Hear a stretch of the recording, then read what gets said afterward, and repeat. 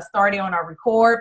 But hey, Felicia, hey, Melissa, and Wendy, and then Shane, she'll be joining us in the some few minutes here. But I am glad that you all are here tonight because you obviously, in this morning in Turkey, um, you are ready to exit your 9 to 5 and you're trying to figure out how the heck to do this, right? There are some strategies that I want to share with you all. So it's going to be a lot of a personal experience from this conversation today. So hopefully you don't mind me sharing and being a little bit more transparent with you about my process on how I done that. And then I would like to at least, open the panel to talk about some of your hesitations, fears, or whatever that may be for your particular situation so that we can get a little bit more clear on your direction, because what I've done may not exactly work for you, right? Like my exact process, but I'm hoping out of these 5 points that I give you today that you can take some nuggets away from it and see how you can craft it to your message. But let me give a background for those that maybe are coming in on a replay and they're like, Erica, I don't really even know nothing about you. Obviously, you three ladies know a lot about me because you are clients of mine between Mastermind or VIP one-on-one. So I know you know more about me, but I want to at least share a smidgen of my story for those that's coming in as a replay. And in 2012, I started as a health coach and as an online entrepreneur health coach. And I was basically, just charging little baby basement prices, struggling, going through circles, trying to figure out how to do this. And I realized in the process that when I had about 18 clients under $2,000 a month, for rent being $1,400 a month, crazy, that, hey, I need to turn on the light bulb here a little bit, because how can I have 18 clients and be broke? And so I started thinking about that. I increased my prices, not as where I'm at now today, because I was still scared, but I did increase. I started elevating, and I did start getting some great income in my business, hitting 10K months easily, doing those things. Still a lot of clients and overworked, though. I have to say, I was still, when I look back, I was working a lot of hours, and that's not the model that I have for my life now. But I unfortunately took a turn. I had a third miscarriage. My mom had a stroke. My brother was in and out with some psychological problems. He's autistic, nonverbal, and he's at that time he was even younger. Right now he's 13, so we're talking about 3 years ago. He was about a 2-year-old, 11-year-old child, and being admitted in the psychotic areas, and so it was very trying on our family. And so I just lost my cool. Okay, I kind of gave up, and I was like, I just want to take a break from all of this and focus on myself and my family. I did, and the break was longer than I thought it was going to be. It was 1 year. I ended up getting a job as a health coach at a very, very high-end medical institution, serving a world-renowned doctor. I won't be name dropping and such like that because I don't even know what's the parameters of all that. But hey, because they always say we can't say their name a lot. Just that's what I'm saying. They say we can't do that. Whatever. Anyways, but and you know how I feel about that, Wendy, right? Because I know your situation too. Yeah, I'm kind of in the same boat with that company that I left. But anyways, so I get to this role, being a health coach, doing what I love doing already, right? A salary, benefits, PTO. I'm like, well, hey, I might as well just do this. Loving it. I was Felicia's client or coach in the middle of that. And I was even preaching the whole, you know what? What's the point of letting go of your 9 to 5? What? You might as well hold on, right, Felicia?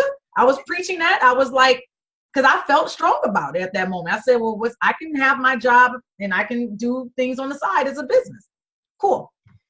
But something hit me, ladies. When I was doing all this working for them. Of course, my business on the side. I have never given up my own business. But I had got this, what do you call it? The review. I had gotten a review. My manager, she said that in 20 years, she has never given anyone an exceptional performance rating. And I was ecstatic. I mean, she said I was the second person actually in 20 years that she's done that, because I worked my butt off for that company because I love what I was doing. I'm passionate about everything that I do. And they saw that, but I would never say no, work my butt off 50, 60 hours a week. I get this performance rating increase, and I looked down and it was 3%. And I was like, wait a minute. You're giving me 3% increase for all of that work I've done. And then I started doing the math. I'm like, well, okay, all right, let's find out what that is per year, you know. I'm like, huh? And then I broke it down per hour. It was like 26 cents per hour. I was like, is that all I'm worth? And at that moment, ladies, at that very moment, I said, oh no, something got to give. And that's when I started shifting. I didn't really like vocalize it, but internally I was like, I'm worth more than that. I've given my all to this company. And all I get is 26 cents more an hour. So then that's when I started shifting and figuring out how can I do this. And now I'm about to give you the steps on what I started processing in my own head on how can I pull back a little bit more, right? And one of the first things I started thinking about was, how much do I even need? Like, what would be a comfortable income for my husband and I? And I had already excluded his income because his work aspects, it's up and down. Like he even did get laid off. And I'll tell you, like up until the point when I did resign and he got laid off right afterwards. I was like, really? But the thing is that I only just looked at what we need as a unit. And I came up with that number. Then I started thinking about, well, how can I create some type of predictable income in my life?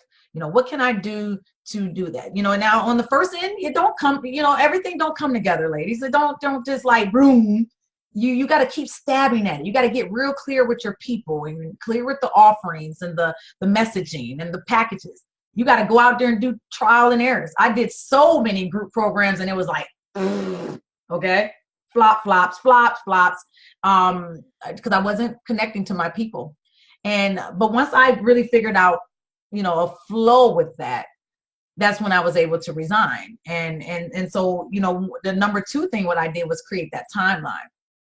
So after I figured out, all right, how much money I need for my family, what would be comfortable, what programs can I potentially offer? Because, you know, you don't have it all hammered in at that moment. You're just getting some thoughts. Then I said, well, how long would it take me? Now, I honestly didn't know. I had projected 2 years. That's what I told myself. So from last year, we're talking about right now we're talking about when I was in the middle of my book launch, Unstoppable Tenacity. This is when these thoughts were all playing at this moment. Because the review was in October. And then November, I was like, I don't know about this no more. And then December, I'm like, yeah, I'm going to make a change next year, you know, because it was just progressing more and more for myself. And so December, I was like, well, maybe 2 years. I give myself 24 months. If I can build up this type of cash. My husband said, honey, you're going to need a lot of money saved up. He was like, not feeling it at all. He was like, you tried to do this before.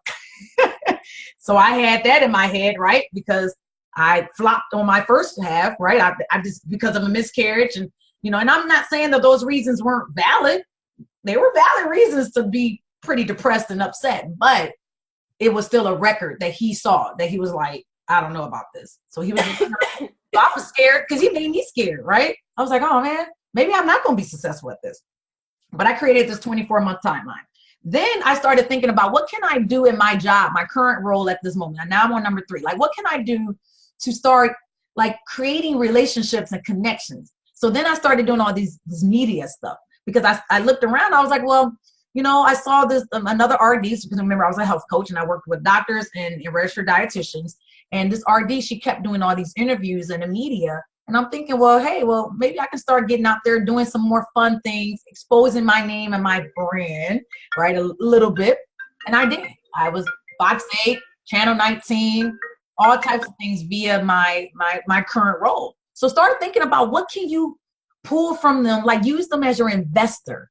Like what can you do? Like they invested in you and they don't even really know it, but you're using that opportunity for that.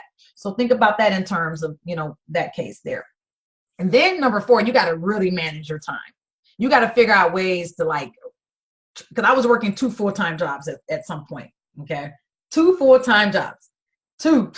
And that's not easy. Now, some people will be like, oh, you don't have kids. And I hate that. Actually, I detest that because it's all because I don't have kids. That doesn't mean I'm not busy. Okay. I was busy. Trying to manage both sides of the fence here. And thankfully I didn't have kids because I probably would not be able to do all of that, you know, plus kids. So I was thankful for the space actually. And you got to get really tight with your time when you're working and trying to build a business. Like you got to be so methodical about your space and time. You can't be doing spontaneous activities.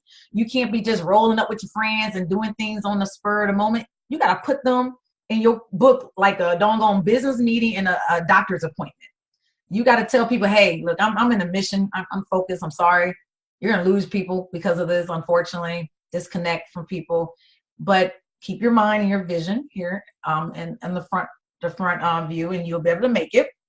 And then lastly, you will have to determine doing the research on your healthcare, the amount of money you need saved up, because the first time was what you need each month as a rolling income. But now you got to think about, what do you need as a rainy day? What do you need for healthcare?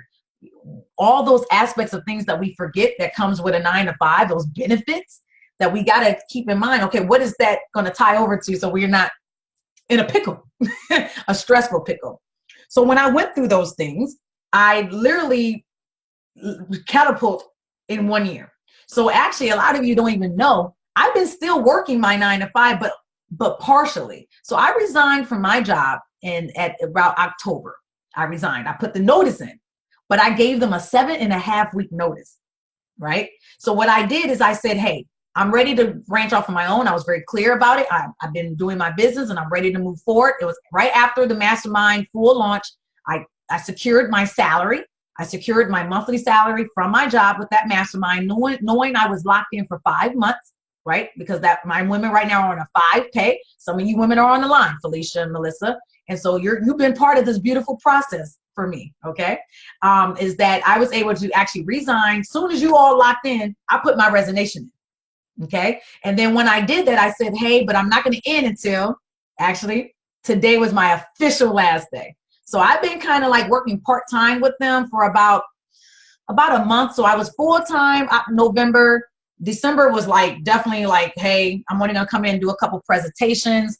You know, I'm scaling back, and I scaled back tremendously. And today was my official last day. And that's why I set this call as that day, because it's very symbolic for me, because I am officially now released from that realm. And I did this process by making sure I created predictable income through the mastermind, locking in VIP 101s, and now already locking in women for the next mastermind. So you got to start thinking about how can you create the predictability. And actually, at this present moment, I have already accumulated what I have made 12 months last year in my salary role. In the last 90 days of my business, I have brought in about $53,000 in 90 days. That's awesome. Yes, thank you. And it's possible for each and every one of you as well. Okay. It takes strategic movement. It takes planning. It takes dedication. It takes trial and error. Sometimes that first launch, okay, that didn't work out too well. Maybe next one.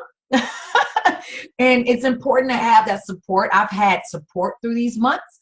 I've had 3 coaches actually separately for life coaching, abundance coaching, and business strategist coaching. I've had 3 coaches. So I've had a lot of things in my ears and helping me and getting me and making sure that I don't slump from a mental standpoint, you know, right? Because I notice when I do, scale up or up level, when I up level, I notice, I think Felicia and I were talking about that today, is that, you know, I notice I get a little like it's like these bouts of depression. Like it's always associated with my infertility. It's my, like what you call it, when you up level, there's a burning that comes back sometimes for some people. So sometimes energetic, it kind of like a backfire as you're going up. There's energies that come back down, and it could be sickness. It could be bouts of depression. It could be like crazy, like issues with relationships or something that's just like, what is going on? And that's just really a symbol.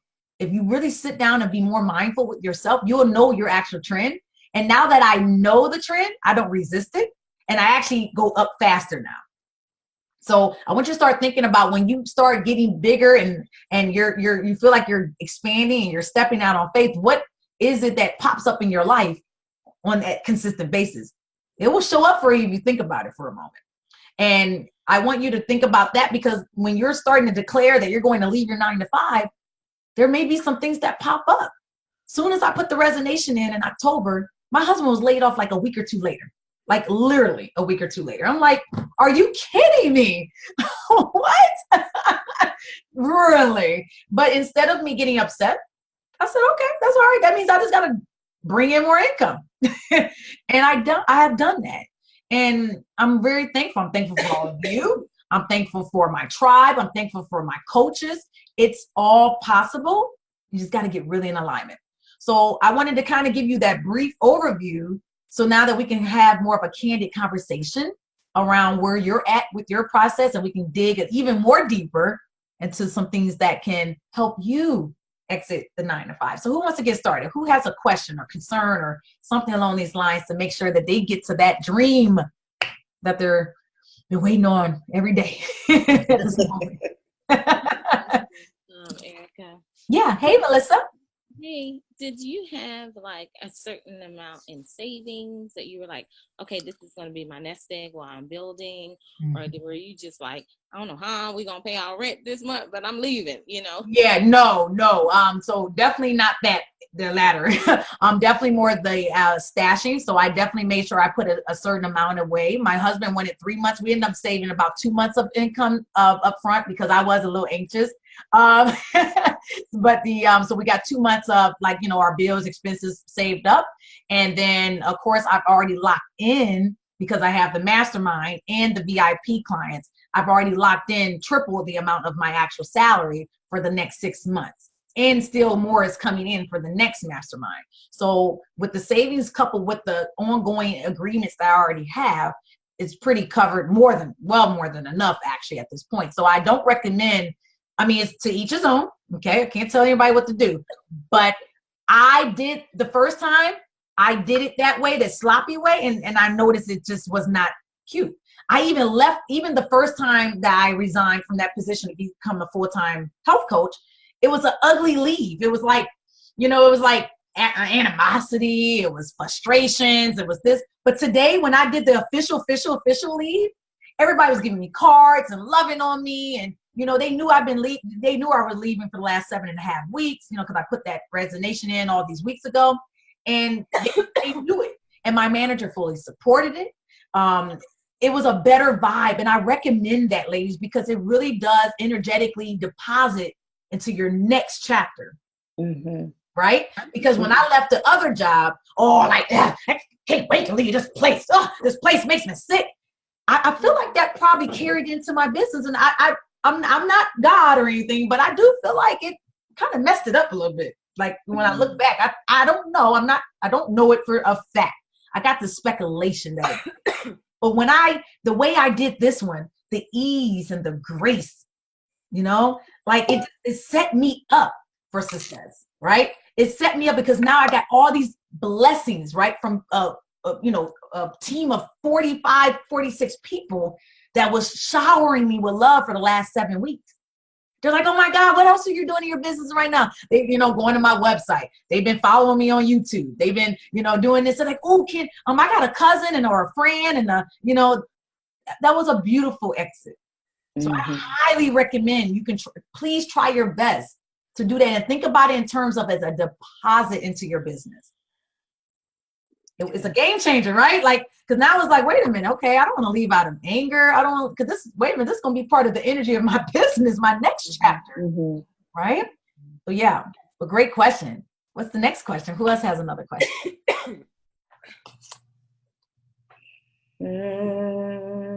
Okay. Go with it. My next question is, how did you determine how much to charge for what? Did you put it on a spreadsheet and say, okay, I think this service is this much, or did you compare to other people in the same market? How did you determine? Great question. Great question. So my philosophy on price points is to first always think about the value. What is the value of your services? What are you igniting? What are you giving? What are you providing to this person? How is your program, service, or product changing that life? That's value. Always think about that. Then secondly, think about the lifestyle that you desire. Do you desire to travel still as a full-time entrepreneur? You know, do you want to be able to go get a handbag and some cute shoes every now and then? You know, do you want to get a manicure, pedicure? I mean, you got to think about this stuff. Think about your overhead. Think about what you already have as rent or mortgage and light or utilities and electronics, and think about all that. So lifestyle will encompass pleasures and, you know, necessities. Okay, pleasures and necessities is number 2. That's the lifestyle. Then you want to think about your client. You want to think about your ideal client in terms of what can she afford, because there is different tiers of people that you attract. Okay, there are different money buckets here. You can be attracting maybe women that's maybe not making, you know, that much. You know, maybe they're making like 30,000 a year or something like that, and so their disposable income is a little smaller. Right? Or if you're attracting women that's making 6 figures and, you know, on up 7 figures, then their disposable income is a little higher. So you have to think about your people with that third aspect. And then that should help you encompassing a little bit more about price point. And I also do like the one piece you said too, Melissa, is about comparison. It doesn't hurt to go out there and look what's out there, but I still want you to always keep intact those 3 points I've given you. And then you can kind of like contrast it after you've done your homework, you know, and then just keep out there. But never use someone else's price as your price, because you don't know what type of mindset they're thinking in. You don't know what type of energy they're in. You don't know what type of people they're attracting. I mean, it's a very subjective term or, you know, figure that you go out there and look, because you don't know. Like the other day, somebody was like, well, how do you have a $7,500 package? And I don't even, I've been in business for X, Y, well, whatever, or something she said. And I checked her. I said, well, because I've added different components to my packaging, and there's a different crowd of people that I'm attracting to it. Simple. Next subject, please. I mean, like, it's like you can't make somebody explain their pricing to you. You know, you can't check somebody on their price point. The price point that somebody chooses is from their own heart and from their own thought pattern. Okay. And you have to do that for yourself too. You can't allow people to make you question it. You know, like I'm so firm in my price right now. Like okay, sure. You can think what you want, but people are paying it. So next subject, please. I mean, you know, because everyone's going to have an opinion about it. Someone's going to have, you know, oh, that's too low or that's too high. You know, it's like, it's not going to make nobody happy. This is not. So you have to be energetically in alignment with your price point. And I had to check myself with my price points and make sure I feel really good about it. And I know my value of what I provide in that because of the unlimited services and the team that I've added to that. I feel really good about it. And so I want you to think about, when you look out there to price points, what makes you feel good when you align your prices, and then, you know, play around with that. And then of course, reach out. Like, you know, Melissa, obviously you have a accountability partner in the mastermind. You can kind of allow us in your group, give you some opinions after you've done your homework and just kind of seeing what you feel is good. And then allow us to kind of maybe chime in, but don't take our words for the, like, you know, final. Just maybe get some feedback from your queen sisters. That's all, after you've done your piece. Yeah. Good. Any other questions? Hey, Miss Shane. Hi, I'm here. Good morning from the Philippines. Yes, that's awesome. Hello. Good morning. Good morning. And it's a morning time in Turkey as well. It is. Because I'm going to be going to my 9 to 5. Yes, you're in about, I don't know, 2 hours, something like that. Yeah. Oh my goodness. Look, that's a big old kitty. In the morning. It's now in Turkey. Aww. I know, this is Kat. Kat. Her name is Kat. Hi, Kat. There's a story behind it, but anyway. She named the cat. If I don't hold her, she's going to jump on the computer. With my 9 to 5 exit plan, it's very different because of the system that I work in, as you know, Erica. And I have to be careful what I say because we're being recorded. But basically, no one though, so that's true. Yeah. Basically, my I work as a native English teacher in Turkey, for those of you who don't know. And the teaching year finishes at the end of June. My contract finishes on the 31st of August. So in order to be able to leave, I have to plan now to leave at the end of the school year. I don't have any savings at the moment because I've spent them on courses. But I have a strategy in place, or in the planning process for launching my business, so that when it gets to the end of the school year, please stay there. When it gets to the school year, I will have the money I need. Fortunately, because we live in Turkey, the day-to-day money that we need and the health insurance money we need is relatively low. My husband he's also British. He does the same job as me. So it literally is all or nothing. But today we're planning to give in a letter to say that we do not intend to sign a contract next year. So we can actually make it official and put that out there to the universe and say, we are actually doing this. Yeah. We don't have to tell them until February, but my head of department knows that I want to leave. Yeah. So I figured that it's better to actually let them know sooner rather than later, so that they can start to look to recruit 2 new people to replace us. Yeah. But talking about the value, I had a pay rise 2 years ago. My next pay rise is due in February. Yeah. I haven't worked that out to an hourly rate. I worked my salary out to an hourly rate, and it was not what I thought. Yeah. I can't imagine what my hourly rate pay rise was, but it wasn't great, and it was a 2-year pay rise. So wow. And I've forgotten where I was going to go. That's okay. Because I saw Kitten in the background, I'm thinking, what's she going to do? They are called Cat and Kitten. And what was I going to say? I'm sorry, I've forgotten. But basically, when I work things down to an hourly rate, I'm not getting paid my value. And I also worked out my my course values for the business that I plan to release, both a combination of the value that I'm going to add in, the money that I've spent on courses myself and training myself over the last few years, and my full course, when I actually calculated the value, blew my mind, because it's over $250,000. Yes. Value that I'll be offering. In fact, it's way more than that. Yeah. So I feel that I can charge decent prices. That's right. To accommodate that, because they will get a lot of value. Yeah. When I actually launch it.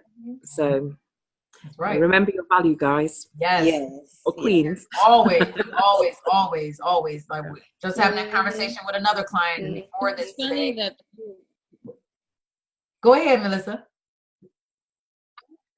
Oh, I was saying I just had this exact conversation yesterday with my supervisor, because I was saying, you're adding more and more things for me to do, but you're not paying me for it. And so I literally sat down and I worked it out, and I said, this is how much time I spend in patient care. This is how much time I spend doing documentation. This is how much time I spend doing what you're asking me to do outside of that. And roughly an extra 2 to 3 hours on each task. And I said, that can add up easily to 5 hours a day. I said, and that's basically 25 hours of free work a week that you're getting out of me, because you're not compensating me for this. Yeah. He was like, well, I mean, we had a meeting, and usually he calls it rounding. And for some reason I was like, he kept putting it off, and I was like, why do you keep putting it off, in my mind? But I was like, okay, this just gives me more time to be prepared. So he showed up, and we sat and talked, and I said, okay, well, I have some points I want to go over with you. And I pulled out a little paper that I had typed up. I said, here's your copy to write your notes on. I'll keep my copy. He was like, he was very surprised, but I was like, I felt really good, because I was like, this is stuff that now you can't remember. You can't say you don't remember exactly what we talked about, because I typed it out for you. And what notes you decided to write down is on you, but you knew my points. Good. And he was like, well, but then you have to think about, how can we change things here for you? He was like, but I don't want you to get to the point where you feel like you have to leave. And he was like, are you thinking about leaving? Like, yeah. I said, well, right now I'm staying here. That's what I said. Right now, I didn't tell him I was thinking about it because I got some stuff to work on first. Yeah. But it made me feel really good. And he said a comment, and he said it jokingly, but behind every joke is a little truth. Of course. And he said, I don't want you to think you're the only one that has these complaints. And he was like, I don't want you to think, he said something about, he goes, because, you're not that special. And he was like, you're not the only one. You're not that, something he said to that effect. I can't remember exactly what he said, because I had to tell myself, fix your face, Yeah. I was like, okay, so I'm not that special. That's good. That's good to know what you think, because it was like, that'll make it a little bit easier for me to leave. Yeah. I think the only thing that's really keeping me there are the kids that I work with. Aww. But I know that they will get services somewhere else. And I'll just pray that it'll be, a good physical therapist. But it's like, I do so much stuff outside of work. It's ridiculous. Yeah. Yeah. Like, I get home, like I told him, I said, I work from 8 to 4:30, 8 to 5. I said, and then I come home and I do another, if I have 9 to 10 patients, that's 10 to 20 minutes each note. And then on top of that, I'm doing, so I'm like, that's an extra, like I said, 5-6 hours a day. Yeah. That's ridiculous. Yeah. And it's not meant to be like that, Right. It's not. And that's what started hitting me. It was just like, of course, the lack of the pay raise was the trigger, but then everything else was just kind of like it was cascading in my head, because it was like, wow. So if I try to call off, I got to beg somebody to use my PTO, and I got to, do this and be overworked and work in the evenings on their schedule. And, because I was doing a lot of presentations in the evening at churches, which was cool. It was cool stuff, but it was still always in their term, in their world. It was never about my life or my world. And that's when I was like, this can't be it. This cannot be it. That yes, I have found a job that I can tolerate, because it wasn't a terrible job I was doing, but it still kept me trapped in a box. It made me feel like I wasn't free enough to just choose and do the things that I wanted to do when I wanted to do it. And that's the beauty of being a queen boss, is that you can choose when you want to work, who you want to serve, and how much you want to make. Right? Some months after this launch, I'm chilling out. Like, after this last mastermind, I'm going to pull back for, a month and a half, enjoy life a little bit more. Not that I'm not enjoying it, but I am in launch mode right now too. So then I get to just maybe chill out in January, February. And then, in March, start ramping up again for the next mastermind that's starting in April. And so I get to choose now when I want to put more energy in things versus other times in my life, strategically, right? So that I bring in that income that I know that I've set in my head, and I'll always make that number double than what you need. I tell you that now. Always make it double than what you need, because think about taxes, think about PayPal fees, or whatever your payment processing fees. Think about if you're doing group programs, if somebody drops out, right? You got to think about all these things, because if you budget yourself right at the precipice of it and something goes wrong, you're going to be stressed. So if you need, a bare minimum to survive in your business or in your life, $6,000 a month, go for 12 a month. Go for 12,000 a month, because now you are going to be you're going to go in flow. If something happens, okay, whatever. Anyways, keep it moving. You'll feel so much better. Always predict your money. Always set yourself up for success. Because think about it, when you're in desperation mode, when you're desperate to make money, energetically, your people will feel that. Like right now, I'm not desperate to get these women in the mastermind. I'm like excited. It makes me like, oh, I can't wait to fill it up. It's going to be filled. And like, I know that I'm going to call these women in, but I'm not doing it because I'm like, oh my God, next month, I'm going to be low, so I need another 5K. No, I'm not doing it out of that reason. You know, you want to catch yourself before you have to do it out of that reason, because once you go to that edge, and I've been on that end when I was like, oh my God, I got to pay rent next month. I need a client. I need a client. I need a client. I need a client. And guess what? The client didn't ever show. Or if the client showed, I was miserable with that client because I accepted whatever, you know, and whoever and whatever they wanted to pay me too. I'm like, oh, is that all you can do? Oh, okay. And then you find yourself miserable. You find yourself overworked and underpaid. And ladies, we are queens. You know, I'm going to scream that to you over and over again, that we have a different level of life and standard. Okay. Yeah. And we deserve not to be at that level where we got to be in feast and famine every month. Or every other month, whatever you want to call it. Like feast today, famine next month. Like it's just, you know, back and forth.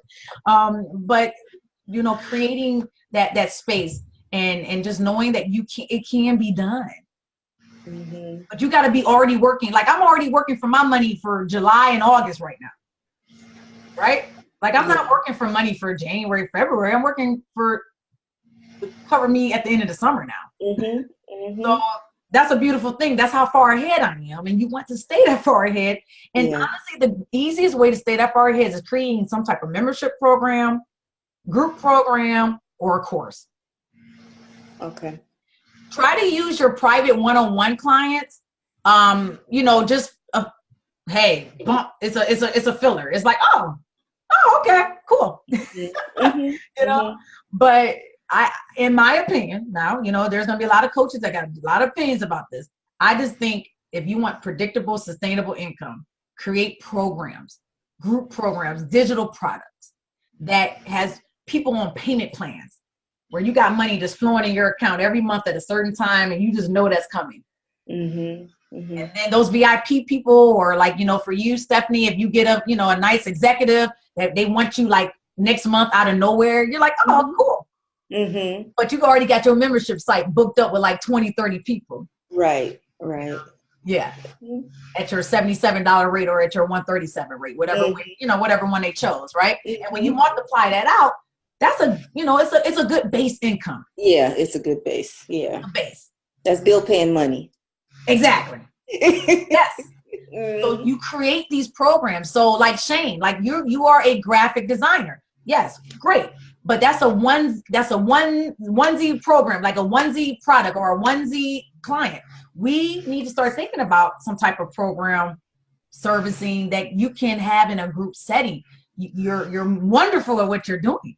So we got to figure out how can we teach somebody that, or give people DIY stuff, programming. Yes, I was actually thinking about that last night. I always get these ideas at 3 a.m. and that's why I could reply to you. And it's like, yeah, it's only 2 p.m. here. Because I get those ideas. I wake up, I get those ideas, and I can't sleep anymore. And I thought about that.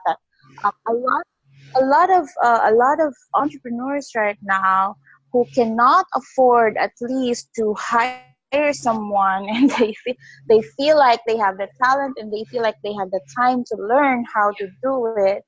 I'm thinking of offering a course or something that would be able to help them at least get their basic websites up at the minimal course that I could offer, especially if I have the affiliate links for that, where they could buy the domain. And yeah, I'm thinking about that. Thank you for mentioning that. I'm thinking about Yeah, because that's the way you should go with yours. And then, of course, when you get the one-on-one clients for their servicing, then that's perfect. But at least you have I like how Stephanie said, your bill money coming in every month.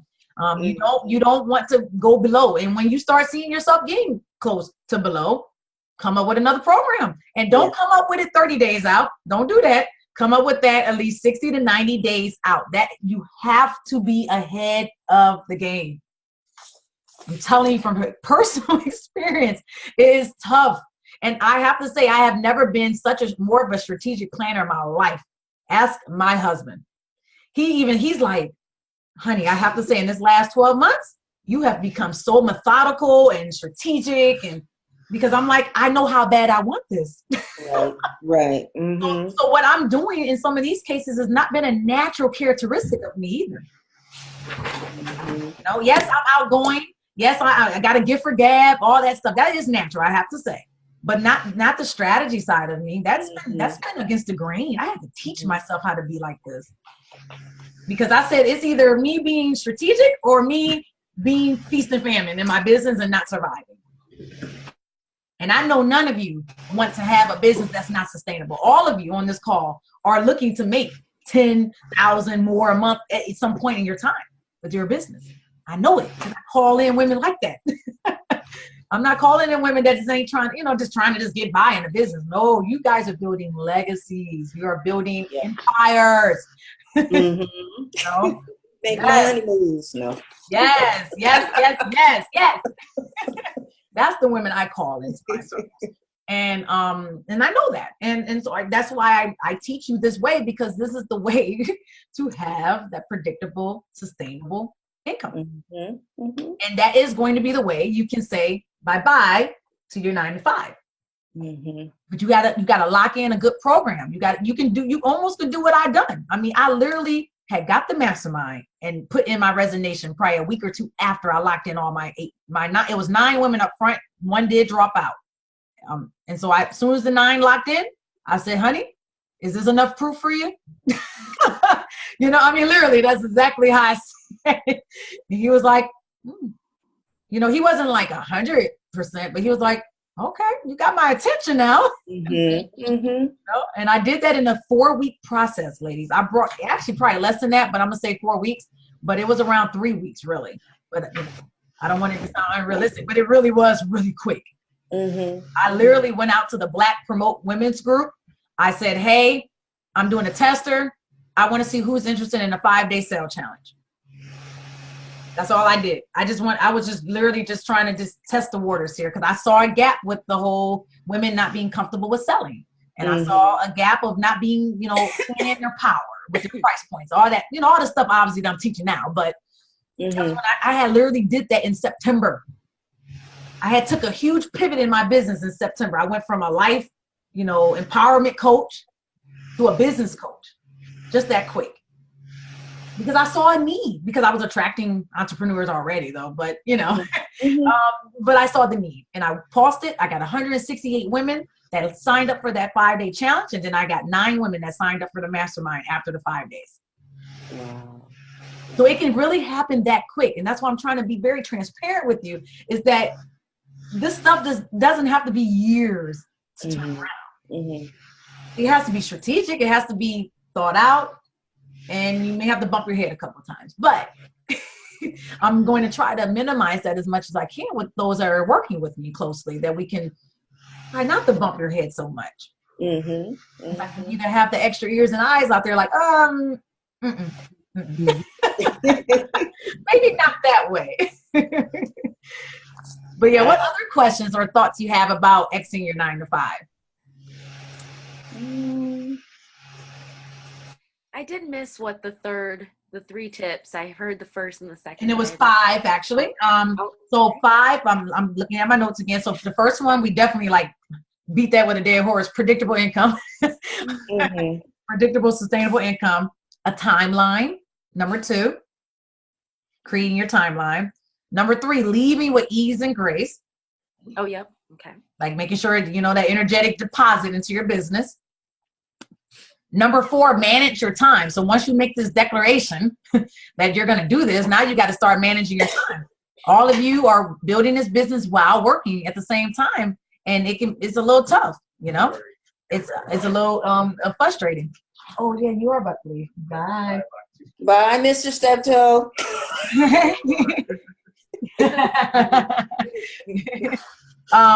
And so leaving with ease and grace. And then number 4 is manage your time.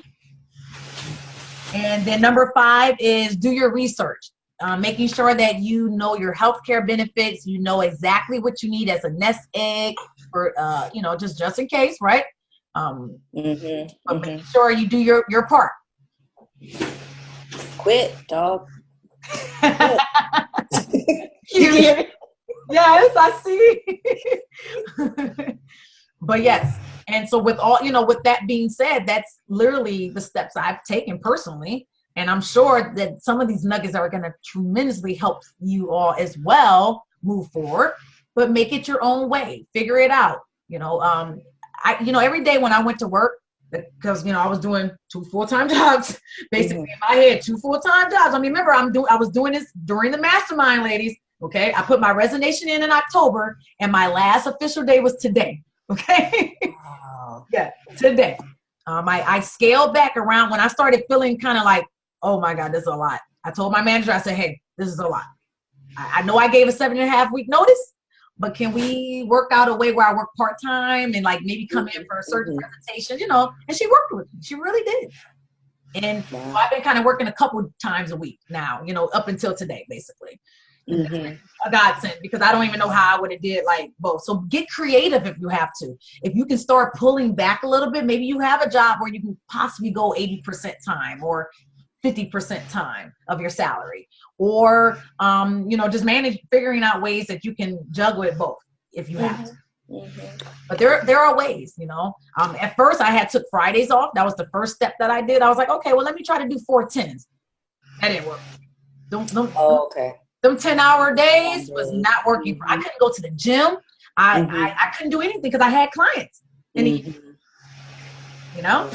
So that didn't work too well for me. So I was like, and then that's when I went to 32 hours. So I worked 4 days a week, and then I, did, 8 hours. And then I was like, oh, okay. And then I even scaled back a little bit more than that, So I was around like 20 something hours.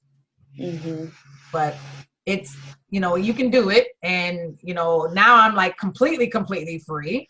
And you're going to see a change in dynamics with me, because now I don't have that like thing on my shoulder, right? That thing. It wasn't a terrible thing, but it was still energetically pulling me, right? And it was just nice to close it out today, but it was closed out with so much like love. Right. So much love.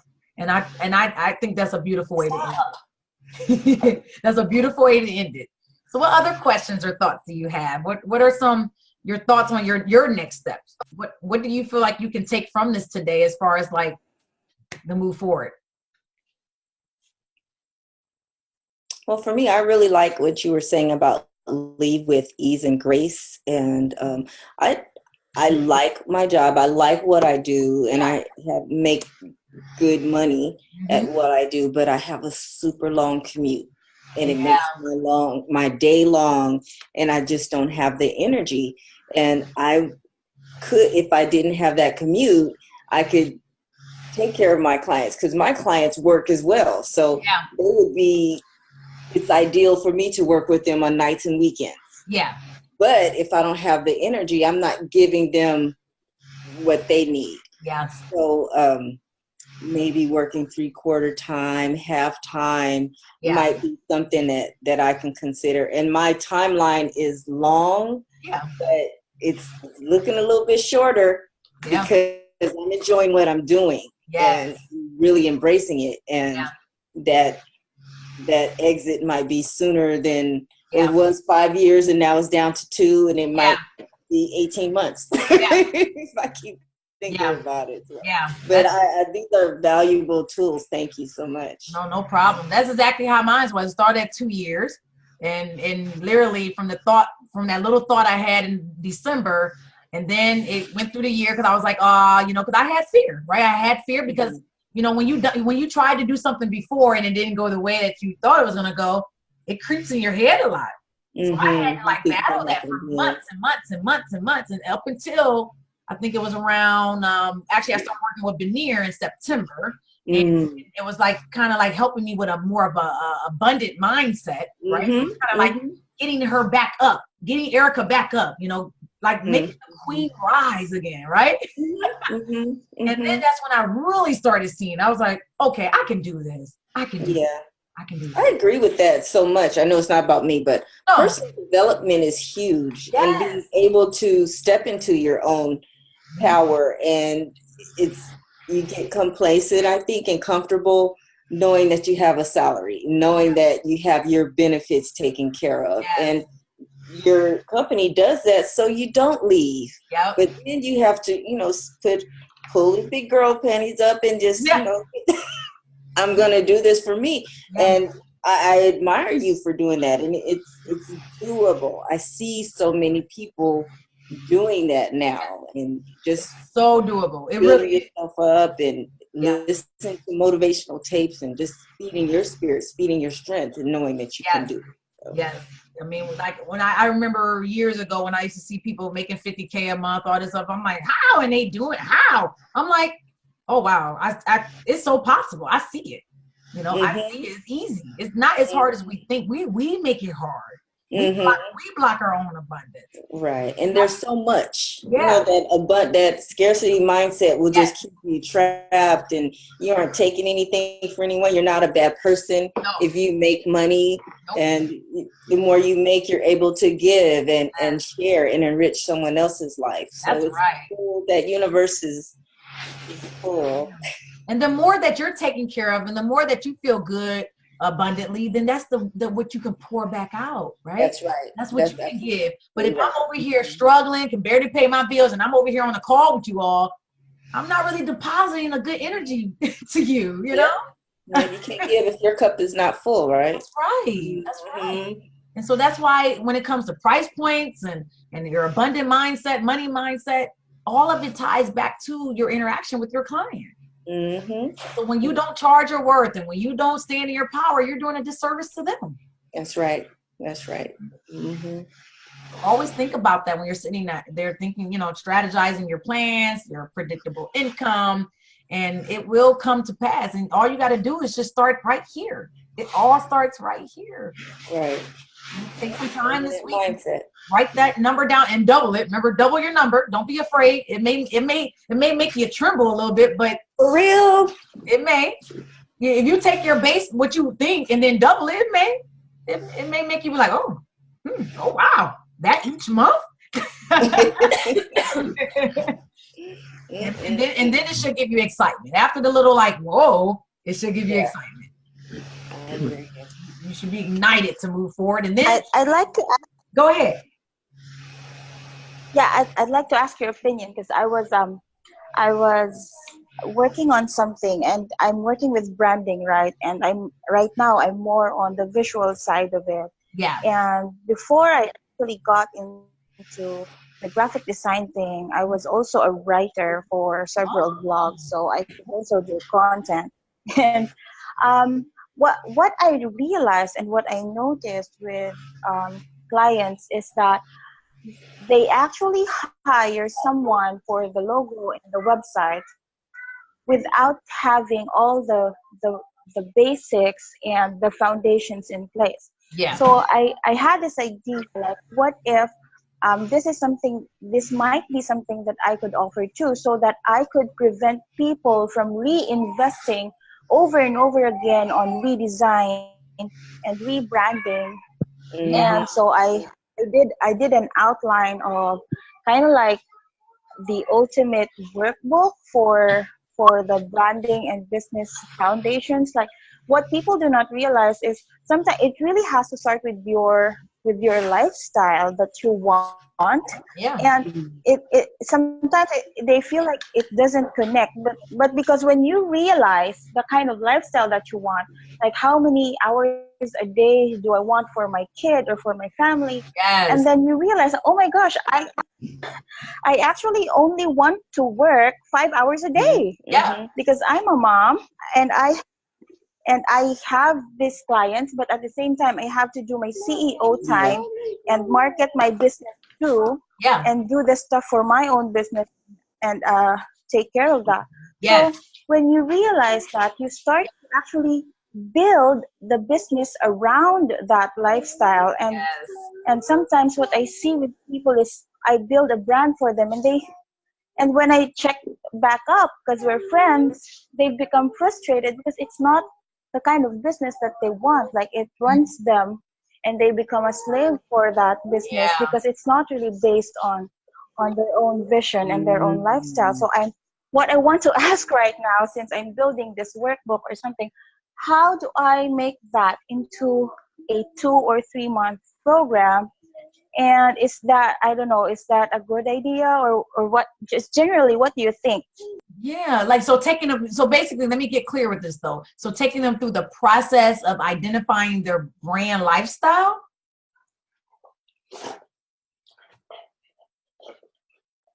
Oh, you muted yourself. Oh, Yes, hello, sorry. yeah.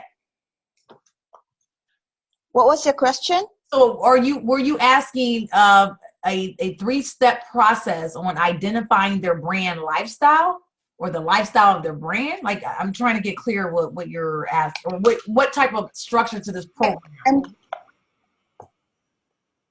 the workbook will be to bring more clarity to the brand, and actually what's the end point is that the end point of this, yeah, it's more on clarity about the business and about the brand, and the end result of that would be they would be able to figure out their brand visuals and their brand voice, so that it gets clear before they actually hire someone.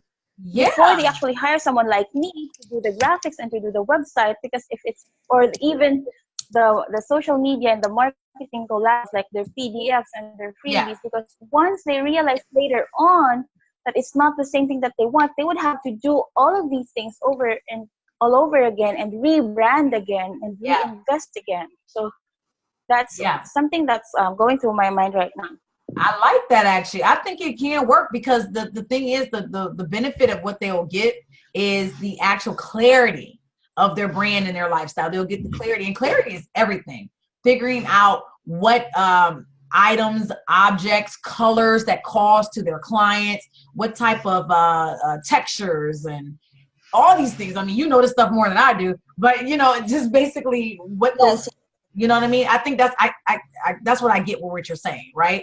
Am I clear on that? Yes, that's it. Yeah, that would be a great get clear on. And I don't think it needs to be a 3-month program, in my opinion. I think it could be even like an 8-week program or something like that, and you can do like a 2-pay on it or something, or a 3-pay on it. To kind of have some, you know, some actual cycling of income coming in, and you can do rounds of it. You can do, you know, 1 8-week, and then you can do like the next round. You can do like a 2.0 version of it, or you can just do another round of 1.0. Yeah, okay, that would be great. I think the 8-week program would be suitable, because if it's 3 months, it will be too long. Yeah, like, it may of be course, people be sold, and so. Yeah, because you gotta keep the material where it keeps it captures your audience, basically.